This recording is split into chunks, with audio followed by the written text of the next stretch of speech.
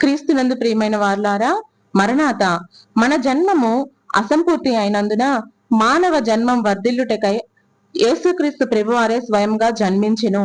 మన శ్రమలో ఆయన ప్రతినిధి అయ్యును. శ్రమలో ఆయన మన కొరకు ఎలాగూ జయం పొందెను. ఆయన శ్రమలు పొందుట జయం పొందుటకే. శ్రమలు మనం పొందగలం కాని జయం పొందలేము. మనము విసుక్కుందుము. యేసుక్రీస్తు ఎలాగు శ్రమ పొందెనో శ్రమ చరిత్రలో నుండి లాగుకొనవలెను. ఒకటి గెసెమనే తోటలోనికి మనసు పోవలెను. గదిలో ప్రార్థన చేయండని ఆయన మత్తయి 6:6లో మనకు నేర్పెను. కాని యేసుక్రీస్తు తోటలోనికి పోయెను. ఒకడు ఊళ్ళో ఎనమండుగురు తోట గేటు దగ్గర, తోటలో ముగ్గురు కునికి నిద్రపోవచ్చుండిరి. యేసుక్రీస్తు ఒక్కరు తోటలో చెమట రక్త బిందువుల వలె కారునంతగా ప్రార్థించుచుండెను. ఆయన అంత శ్రమలో ఉన్నారు.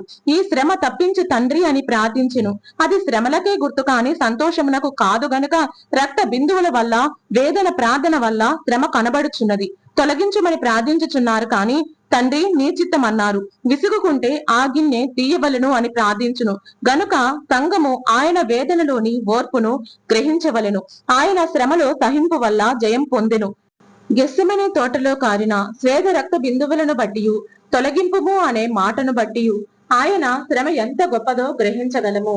గాని నీ చిత్తము అని చెప్పడం వల్ల ఆయన ఎంతగా సహించుకున్నాడో తెలియచున్నది.